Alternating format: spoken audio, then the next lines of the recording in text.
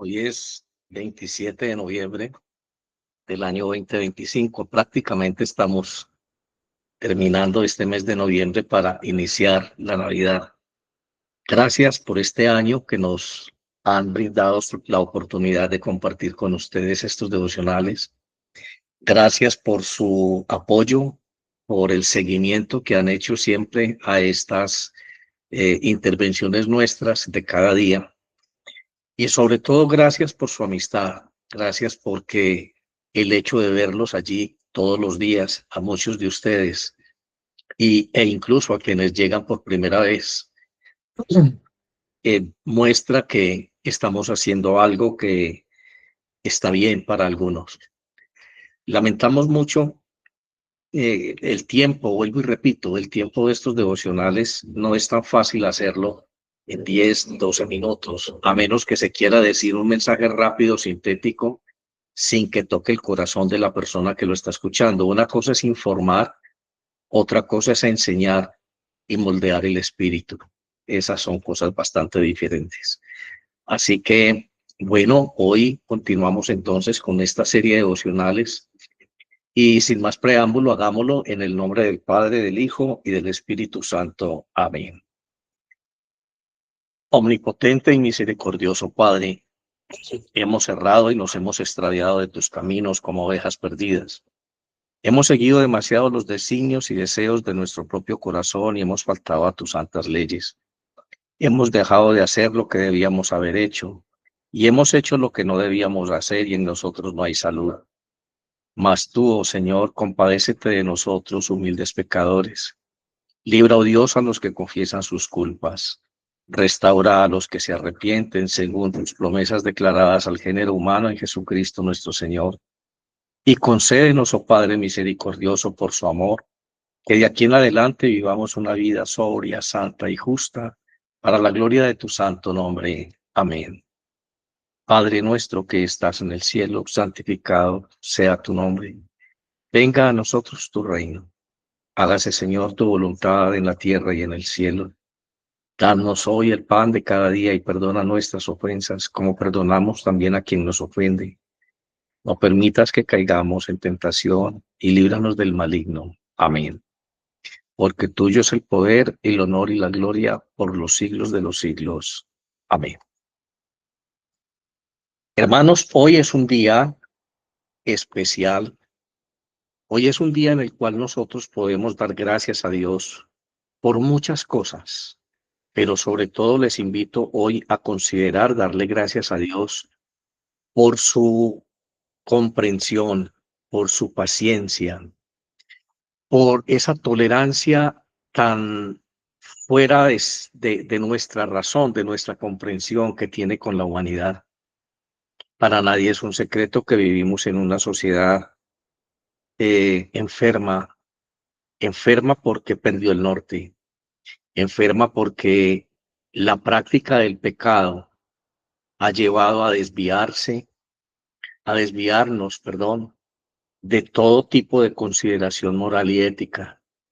Últimamente hemos caído en el error de fabricar nuestra propia ética y nuestro propio moral, lo que nosotros llamamos la casuística.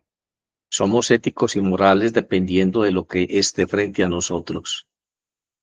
Y esa casuística permanente hace que nosotros no tengamos un referente claro. En medio de todas estas circunstancias hay una hambre y sed de justicia en la espiritualidad contemporánea. Todo el mundo está buscando a Dios. Lo vemos en las redes sociales. Todo el mundo quiere ser bendecido. Todo el mundo quiere escuchar algo de Dios. Todo el mundo quiere que Dios esté junto a ellos o junto a él, qué sé yo, cómo decirlo, en cada circunstancia. Y hay un deseo profundo en nosotros de encontrar a Dios, pero desafortunadamente esa moral y esa ética circunstanciales, casuales, no nos permiten a nosotros aceptar o obtener una visión clara de lo que Dios pretende, de lo que Dios es. Bueno, hoy vamos a continuar con esta serie de ideas devocionales que hemos trazado para esta semana. Ayer estuvimos hablando acerca de el miedo y el temor, las fobias. Y Dios nos decía algo importante acerca de esto. En resumen, hablábamos acerca de que hemos recibido de Dios un espíritu de valentía y no de temor. Bueno, esa palabra temor no es necesariamente sinónimo de miedo. En el contexto bíblico y para la comprensión humana, desde el punto de vista eh, filológico, digamos, el, el temor está asociado al respeto, a guardar distancia con aquello que no conocemos, que no manejamos. El temor no es necesariamente miedo. Se asocia con el miedo, pero no es miedo. En un adecuado lenguaje y uso de la lengua española deberíamos decir miedo y no temor, porque cuando utilizamos el vocablo temor, estamos hablando de algo que respetamos, de algo que no nos atrevemos a hacer, porque no tenemos la capacidad para hacerlo, porque no estamos adiestrados o entrenados para hacer ciertas cosas. Hoy vamos a hablar entonces de la antítesis de esta postura de Dios. Y algunos han adoptado o hemos adoptado quizá una actitud que hace que todo el mundo, inclusive nosotros mismos, estemos convencidos que hay en nosotros temor de Dios. Y no nos damos cuenta que el no comprender meridianamente este vocablo, esta actitud, hace que nosotros, voluntaria o involuntariamente, entremos en algo llamado hipocresía. Y ese es el tema del devocional nuestro de hoy. Nada más horrible, nada más detestable y abominable a Dios que una persona de doble ánimo, una persona hipócrita. Dios es el Dios de la verdad y quien le ama y quien le sigue, quien dice ser su discípulo, debe ser muy claro comprendiendo que todo en él debe ser de acuerdo a la verdad y la verdad es justicia. Ya hemos dicho en unos devocionales anteriores que no es posible encontrar o hacer justicia si no se llega a la verdad. Bueno, en los tribunales humanos la verdad puede ser maquillada, desdibujada o amañada de acuerdo a los argumentos que presente quien está interesado en que se comprenda un hecho desde su perspectiva. Para eso, para él, esa forma de expresar los hechos es la verdad. Si logra convencer a los demás, entonces esa es la verdad del común. Pero no así con Dios. Estamos frente a un Dios omnisciente, omnipresente, omnipotente. Y esa omnisciencia, o sea, todo el conocimiento que hay en Dios, perfecto, incluye conocer nuestro interior, nuestro espíritu. Debemos comprender que Él es el gran arquitecto de nuestra vida. Él nos llamó a la vida después de que nosotros fuimos un proyecto en su corazón. Cuando estaba Él pensando en la humanidad, hagamos al hombre. Hemos dicho que en Él no hay tiempo. Todo en Dios es un eterno presente. Así que no ha pasado un segundo entre el momento en que Él expresó estas palabras, esta voluntad y el momento presente nuestro hoy. Entre el momento en que Él definió en su inmensa e infinita sabiduría cada ser humano con nombre propio, como lo dice el Salmo 139.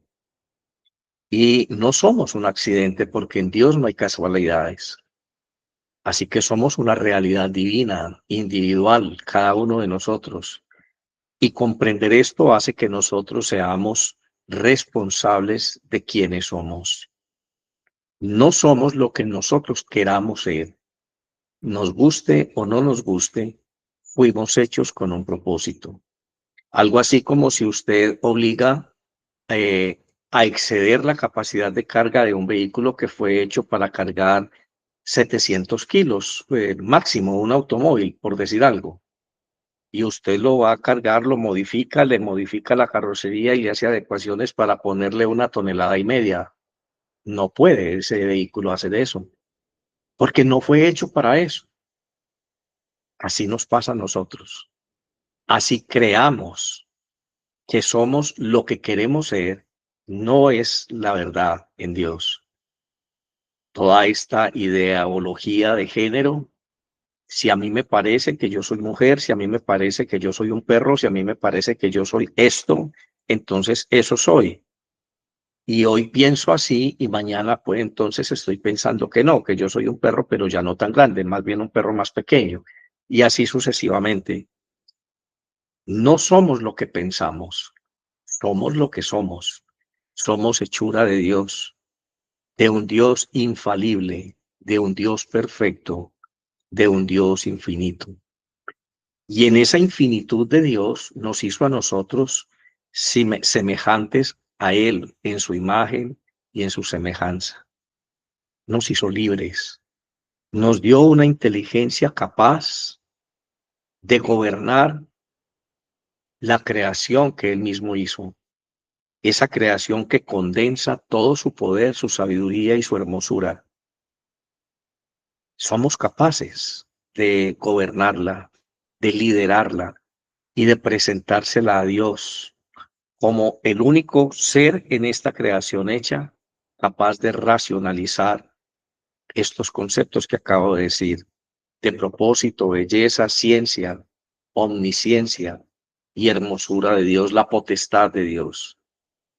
Lo podemos hacer delante de Dios, lo podemos hacer en oración, en alabanza, y cada vez que lo hacemos, el Espíritu Santo nos llena de una comprensión infinita y profunda de lo que es Dios y nunca terminamos de comprenderlo.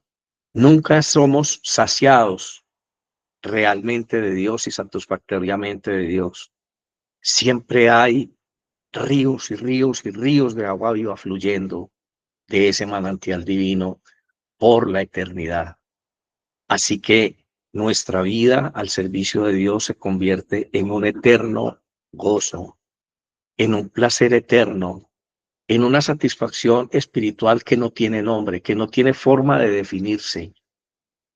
Hay algo que se opone a ese llamado de Dios en nosotros, y es el esfuerzo que nosotros hacemos por quedarnos ensimismados en nosotros mismos. Cuando nosotros entramos a crear o nos dedicamos a crear modelos éticos y morales de acuerdo a nuestros criterios, entonces nosotros nos apartamos diametralmente de Dios. Y eso se conoce en nuestra relación con Dios, como lo define Cristo Jesús, como hipocresía.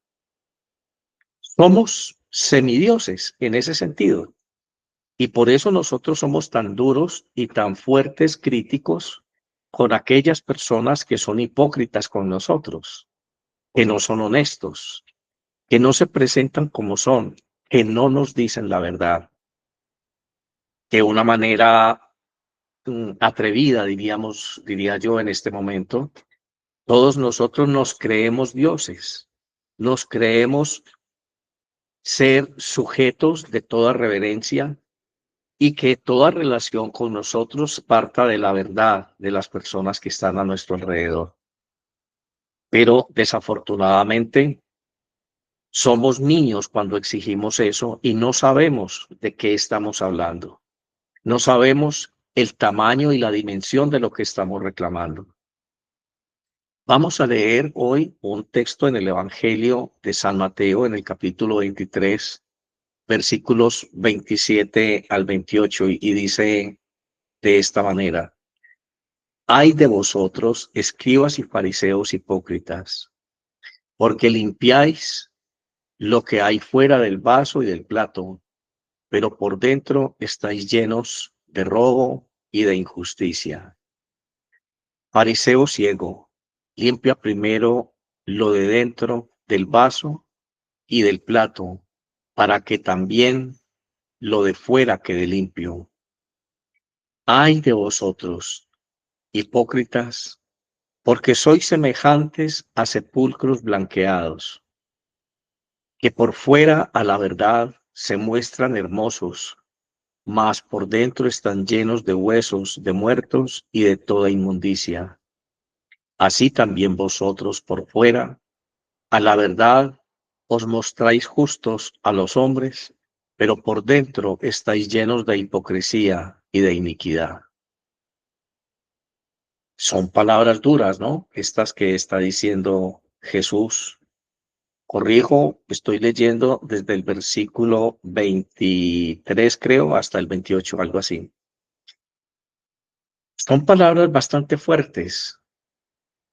Son palabras que están desnudando la realidad de lo que somos. En ese momento Jesús le habla a dos grupos de sociales, de personas que habían entre los judíos de su tiempo, los escribas y los fariseos. Hablemos de ellos. ¿Quiénes eran los escribas y los fariseos? La hipocresía se refiere entonces al acto de fingir cualidades, sentimientos o creencias que en realidad no se poseen, mostrando ante los demás una imagen falsa o contradictoria respecto a lo que se piensa o se siente en el interior. Esa es la hipocresía. Mostrar y fingir o vivir una vida que no corresponde a la realidad interior nuestra. En el contexto cristiano, la hipocresía implica aparentar una vida de fe y de rectitud, mientras se ocultan actitudes o acciones contrarias a esos principios. Bueno, aquí estamos hablando de rectitud. La rectitud es justicia, es la expresión de la justicia. No en vano, a quienes estudian derecho, no, a quienes estudian leyes, para aplicar justicia, se dice en términos generales que estudian derecho. La rectitud es sinónimo de justicia. Y para hacer justicia es necesaria la verdad. La rectitud, entonces, es una vida que obedezca a la verdad interior del ser, no a lo que piensa. Los escribas y los fariseos eran grupos religiosos y sociales muy influyentes en el pueblo judío en el tiempo de Jesús. Los escribas se dedicaban a estudiar, interpretar y enseñar la ley de Moisés. Eran expertos en las escrituras y servían entonces como asesores legales y maestros. Esos eran los escribas.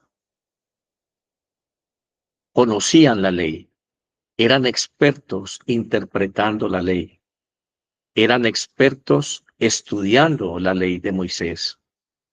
Y estos señores eran los que servían asesorando al pueblo en asuntos legales y eran maestros de la justicia en medio del pueblo.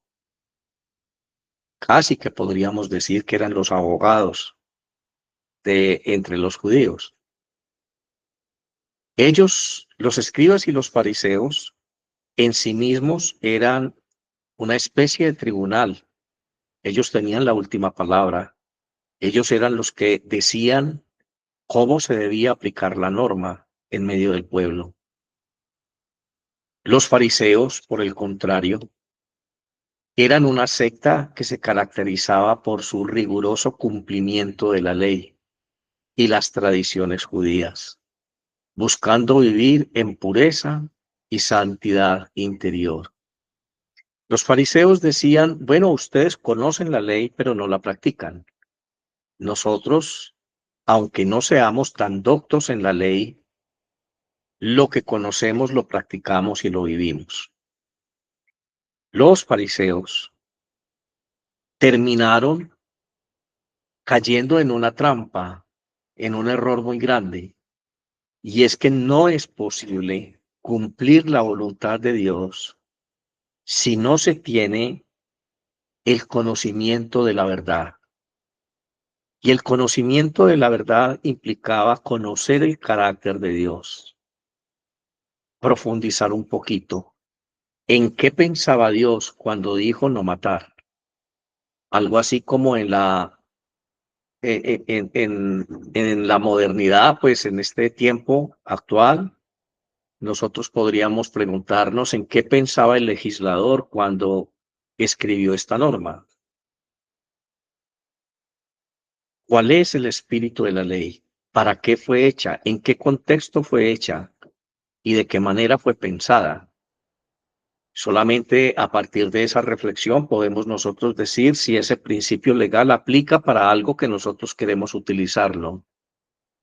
Y allí es donde fallan muchos juristas y allí es donde fallan demasiados cristianos. Estos dos extremos los podemos ver reflejados hoy en la actitud egoísta, inmadura e irresponsable de quienes son llamados cristianos en este momento. Nosotros vemos estos debates en las redes sociales. Yo hablo mayormente de TikTok, que se presta para este tipo de controversias, donde ve uno algunas personas discutiendo las raíces hebreas, griegas de ciertos términos, y esto fue lo que quiso decir Dios. Usted no tiene la razón, yo sí tengo la razón. Algunos se dicen ateos, entonces pelean con los que creen en Dios. Y entonces, son una cantidad de discusiones que no van a ninguna parte. En los tonos de voz, en la actitud de cada una de estas personas, uno nota arrogancia, uno nota orgullo, un ego, y se dicen cristianos. Y yo les pregunto a ustedes si no son exactamente iguales a lo que describe la Biblia en el Evangelio de Mateo como fariseos, perdón, como escribas. Se creen dueños de la ley, se creen dueños de la verdad de Dios, creen conocer todos los misterios y todos los secretos, creen ser maestros, se creen la última Coca-Cola del desierto, perdón por decirlo de esa manera. Y en eso se han convertido las iglesias cristianas, mal llamadas evangélicas. Hay un espíritu horrible que se llama orgullo religioso, jactancia religiosa en la mayoría de estos grupos, en la expresión corporal de los ministros cuando están frente a sus comunidades. Hay una actitud de suficiencia que lastima al que es indocto, al que realmente necesita, desde el dolor, desde el sufrimiento, desde la miseria de su vida, encontrar el amor de Dios. Los fariseos también se encuentran entre los cristianos modernos. Aquellos que dicen que son fieles a la fe, que son fieles a la norma divina, que como ellos no hay otro. Aquellos que se presentan como cristianos ante ciertos grupos sociales, esperando ser reconocidos como íntegros, como rectos, esperando ser reconocidos como casi perfectos, como santos, dedicados completamente a Dios. Y estas dos actitudes del fariseísmo y de ser doctor de la ley o ser escriba o doctores de la ley, ha hecho que el cristianismo sea vituperado a través de la historia. Ha venido gestándose una aversión a Dios a través del cristianismo. Los errores cometidos brutalmente por la Iglesia de Roma en la Edad Media, ese error craso de querer ser un estado político, de querer ser Dios en la tierra, haber amañado y haber acomodado muchas de las doctrinas que acepta simplemente porque favorecían esa pretensión de iglesia-estado. Y a partir de la reforma, donde se quiso organizar y arreglar algunas de estas cosas, se cometieron más errores. Se cometió el error del absoluto legalismo, solamente lo que está escrito, sin tener en cuenta otros contextos de hermenéutica y de exégesis. Así que terminó pegándose, dándole un machetazo a gran parte de la tradición de la fe genuina de la iglesia. Y se abrió una puerta para que cada cual establezca su propia norma, haga su propio grupo y viva del evangelio de una manera inadecuada, en medio, vendiéndose a sí mismo como la luz en medio de las tinieblas, sin tener en cuenta que por dentro son sepulcros blanqueados. Hay corrupción, hay muerte, hay abominación. Algunas personas simplemente han observado esto y hoy encontramos una fuerte resistencia en la evangelización por el testimonio de la iglesia. Porque, como les dije al principio, en este mundo eh, eh, contemporáneo, en esta sociedad posmoderna, todo el mundo está buscando la verdad, todo el mundo está buscando a Dios.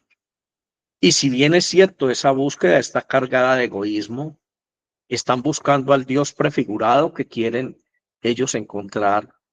Hay algo de honestidad en muchas personas, aún en estas personas que se comportan así, porque necesitan encontrar la verdad, necesitan encontrar el amor, necesitan encontrar que es posible descansar de esa pesada carga que se ha constituido o que en lo que se ha convertido vivir y existir. Es la iglesia hoy responsable de la evangelización. Pero recuerdo en este momento una frase del profeta Isaías donde se hace esta pregunta: ¿a quién enviaré? ¿A quién enviaré? El profeta dice: aquí, envíame a mí, Señor. ¿Cuántos de ustedes que me están escuchando, que dicen ser cristianos, pueden decir honestamente, envíame a mí, desde un autoexamen que les permita decirse sin temor a dudas, sin temor a equivocaciones, más allá de toda duda razonable, que son personas adecuadas para tomar el santo nombre de Dios en sus labios? Muchas personas, aún predicando el evangelio, están tomando el nombre de Dios en vano, porque son vasos indignos, porque su hombre interior es una podredumbre.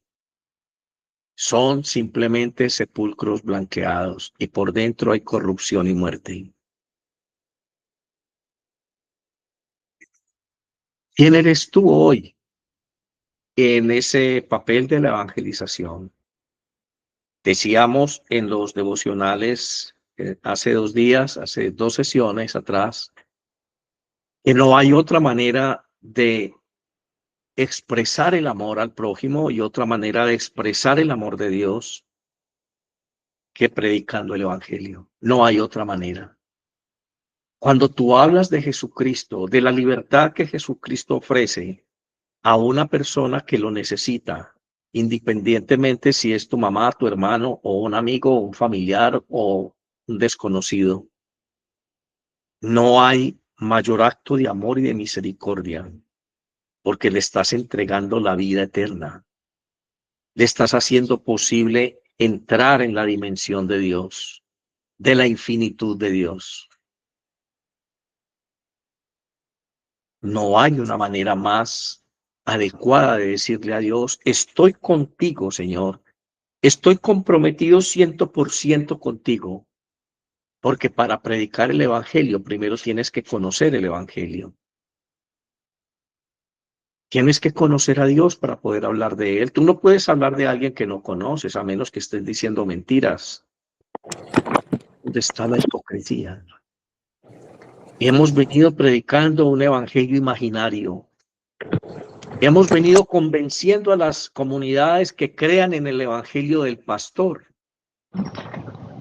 en el Dios del pastor. Quizá muchas veces bien alejado del Dios de las Escrituras. Este cáncer en la iglesia no se ha podido solucionar ni remediar en tantos años. Necesitamos, les voy a pedir a quienes están conmigo en Meet, por favor, silenciar los micrófonos. Gracias. Esto ha ocurrido en la iglesia a través de la historia. Esto nos ha hecho a nosotros ser lo peor que le haya podido pasar a la obra de Cristo en la cruz. En alguna oportunidad Jesús, reprendiendo precisamente a los escribas y a los fariseos, les decía, vosotros hacéis todo lo posible por conseguir a un prosélito, o sea, a un inconverso. Y una vez que lo hayáis conseguido, lo hacéis 2 veces peor que vosotros, refiriéndose al ejemplo. ¿Qué sentido tiene predicar el evangelio para llevar gente a congregaciones donde apesta la hipocresía, donde apesta el desamor, donde se está denigrando y tomando el nombre de Dios en vano? Esta mañana en mi devocional oraba por eso. Le decía a Dios algunas cosas que en mi corazón, en mi relación con Dios, quería tratar con Él. Y me llevaba poco a poco a esta reflexión. A veces nos preguntamos, ¿por qué realmente la iglesia no tiene poder? ¿Por qué la iglesia no tiene la capacidad, en medio de una sociedad corrupta, sin valores y sin ética, de marcar la diferencia? Porque a la iglesia no la respetan, a la iglesia la utilizan. Los mismos miembros de la iglesia y líderes de la iglesia la utilizan como plataforma política. No han podido entender que el reino de Dios no pertenece a este mundo. No han podido entender esto. Algunos, inclusive por ahí, de una manera muy particular, hablan del ministerio de la política social o de la política en medio de la iglesia. Ya hay un ministerio dedicado a la política entre los hombres. Vea pues, ¿qué tan lejos estamos nosotros de esa verdad profunda del evangelio? El evangelio de Lucas, en el capítulo 2, en el versículo 1, allí Jesús le dice a los discípulos, guárdense de la levadura de los fariseos, que es la hipocresía. Se lo repito, Evangelio de Lucas, capítulo 12, versículo 1. Guárdense de la levadura de los fariseos, que es la hipocresía. ¿Y a quién se lo dice? A sus discípulos. Jesús nunca dijo que él tenía cristianos. Él nunca se refirió a su grupo como cristianos. Él siempre los llamó discípulos. Siempre en la mente de Jesús existía la palabra discípulos. Y hoy quiero terminar este devocional exhortando a la iglesia a dejar de insistir en decirse cristianos, porque esa palabra cristiano se volvió abominación en medio de una sociedad carente de amor, carente de referentes éticos y morales. La palabra cristiano ha llegado inclusive a causar rabia y aversión en muchas personas, en muchas esferas sociales.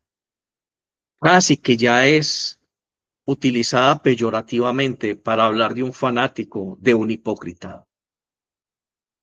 Disque cristianos. ¿Por qué no volver a adoptar el lenguaje de Cristo Jesús? ¿Por qué no volver a definirnos como discípulos? Jesús le está hablando a los discípulos en Lucas y les está diciendo, guárdense de la levadura de los fariseos. La levadura es el ego. La levadura es aquello que fermenta la masa y la hace crecer para hacer el pan.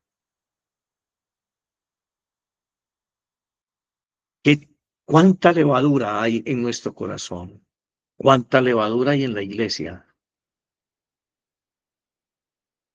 Dios conoce y revela lo que hay en lo más profundo del ser humano. Y parece que eso lo ha olvidado un cristiano. Pero si usted fuera un discípulo, nunca estaría subestimando esta gran verdad. El apóstol Pablo también exhorta a los creyentes a vivir con sinceridad y sin doblez, sin hipocresía. Cuando escribe a los romanos en el capítulo 12, versículo 9, él dice, el amor sea sin hipocresía. En otras versiones dice sin fingimiento. Aborrezcan lo malo y sigan lo bueno. Eso es justicia. Los cristianos o discípulos de Cristo somos llamados a vivir con integridad, permitiendo que la verdad de Dios transforme nuestro interior y se refleje auténticamente en nuestras acciones y palabras. La diferencia entre ser discípulo y ser un cristiano radica, como en el caso de los escribas y los fariseos, en el énfasis que define la relación nuestra con Dios. El término cristiano generalmente identifica a la persona que profesa una fe, a la fe en Cristo, perdón. Algo que en nuestros días bien podemos semejar a los fariseos, como lo dije antes, de la época de Jesús, por su actitud arrogante y displicente con quienes no conocen las Escrituras o simplemente no las comprenden como ellos. Se sienten dueños de la verdad y de la gracia, de la salvación, al reducirla a una simple oración de fe. Se ha ridiculizado tanto, se ha minimizado tanto hipócritamente el mensaje del Evangelio, que ahora se afirma que es cristiano todo aquel que diga la oración de fe. ¡Qué tontería! Aún eso hay que redimensionarlo, hermanos. Y estoy hablando para los hermanos separados y también para las iglesias católicas, para el mundo cristiano en general.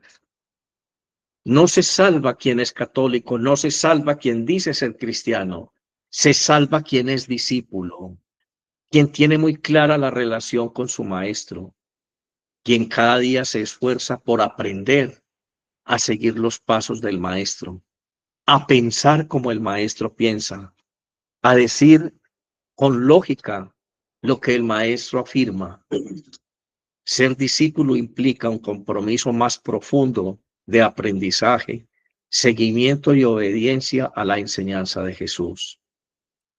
Algo que también en el presente podemos semejar con los fariseos de la época y con los escribas de la época de Jesús. Ser discípulo es simplemente vivir en amor, vivir el amor con Dios. Hoy la iglesia no necesita cristianos, técnicos, especialistas en doctrina, llenos de orgullo, de levadura en su interior. El mundo necesita discípulos que busquen continuamente crecer en el amor y en el conocimiento de Dios, dejándose transformar cada día por la gracia divina, reflejando el carácter de Cristo, más allá de una simple identificación religiosa o filiación religiosa. Dios está extrayendo un remanente santo y lo está extrayendo de todos los grupos cristianos que existen. Hay un remanente, hay un grupo de hombres y mujeres que están en este camino, que están en esta búsqueda, que se buscan continuamente entre sí. Hay un grupo que no solamente se identifica con una iglesia o con Dios, hay un grupo que anhela cada día vivir activamente los principios del Maestro en cada aspecto de su vida cotidiana. Ese grupo es el grupo de poder. Ese grupo es el que pone las manos sobre los enfermos y se sanan. Ese grupo es el que expulsa a los demonios. Es el grupo que hace posible que la esperanza en este mundo de tinieblas todavía prevalezca. Oremos, Padre, hoy te pedimos especialmente por tu iglesia. Te pedimos perdón por la forma en que ha sido predicado el Evangelio. Perdona, Señor, la naturaleza humana de quienes nos han antecedido en esta misión, que hoy podemos calificar de caótica, porque el cristianismo es una institución en decadencia como doctrina. Padre, criticamos el socialismo porque es una doctrina imposible de aplicar. Criticamos el capitalismo, Señor, pero no criticamos el cristianismo como presupuesto de vida social, como presupuesto de una vida económica equilibrada justamente, como presupuesto de una convivencia política y social regida por los principios divinos. Hasta ahora la Iglesia no ha podido demostrar la eficiencia del Evangelio, la practicidad del Evangelio. Y esta responsabilidad antropológica la tiene la Iglesia en este momento. Y somos culpables ante tus ojos. Porque si nuestro maestro pudo cambiar la historia con 12 hombres, la Iglesia en 2000 años, con miles y miles de cristianos, no ha podido marcar la diferencia. Padre, inicia cambiando en nosotros nuestra propia historia. Inicia revelándonos la necesidad que tenemos individualmente cada uno de nosotros de ser tus discípulos y cambiar nuestra historia personal. En el nombre de Jesús, Padre, dejo esta semilla de reflexión en el corazón de la iglesia.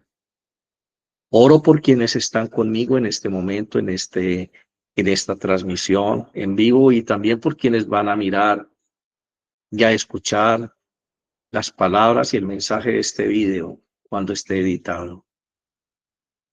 Los ponemos en tus manos, oh Dios, y te pedimos No nos dejes caer en la tentación y líbranos del maligno. Amén. El Señor les bendiga en el nombre del Padre, del Hijo y del Espíritu Santo. Nos vemos mañana a la misma hora, 9 de la mañana. Muchas gracias a todos. Bendiciones. 7 de la mañana, perdón. Gracias. Bendiciones.